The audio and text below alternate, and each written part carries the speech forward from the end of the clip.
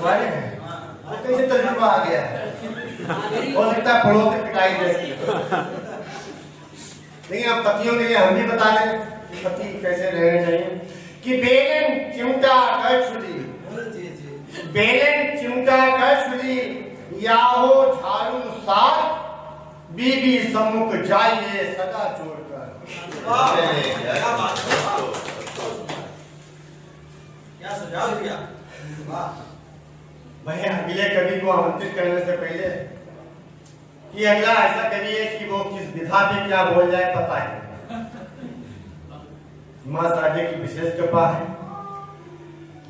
मेरी बेटी बहुत ही सीधी है, बिल्कुल गाय है।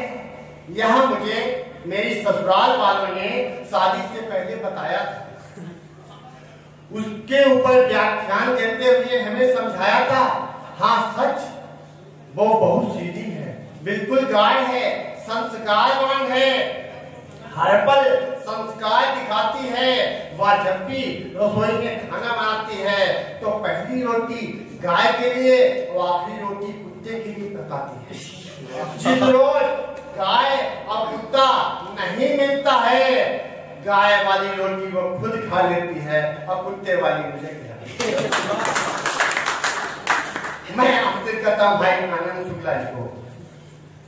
नहीं कोई धन चाहिए, हर जन्म में मुझे ये वतन चाहिए।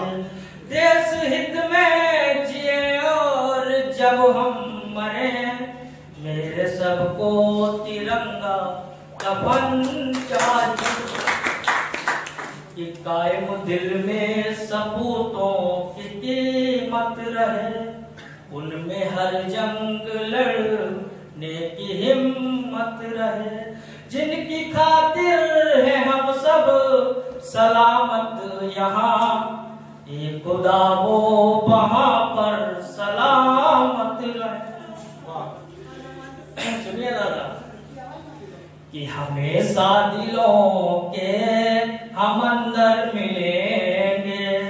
नदी क्या है यारों, समंदर मिलेंगे। हमारे घराने को कमतर ना को, हमारे घराने को कमतर ना को, यहाँ भी बहुत से धुरंधर मिलेंगे। यहाँ भी बहुत से धुरंधर मिलेंगे। सुनिए दादा कि सदा सिंहासनों से अपनी जंग जारी है। तुम्हें है ताज प्यारा, हमको कलम प्यारी है। हर सियासत को हम समझते और परखते हैं। हर सियासत को हम समझते और परखते हैं। हर हुकूमत पे मेरा खानदान भारी है।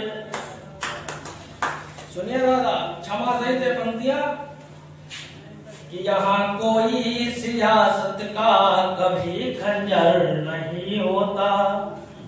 यहाँ कोई सियासत का कभी खंजर नहीं होता। किसी की दोगली बातों का कोई डर नहीं होता। अमन होता, चमन होता, बहुत आगे वतन होता। हमारे मुल्क में कर यार ये खद्दर नहीं होता। हमारे मुल्क में कर यार ये खद्दर नहीं होता। कि हमें इस आवरण में यार बर्बादी दिखाई दे।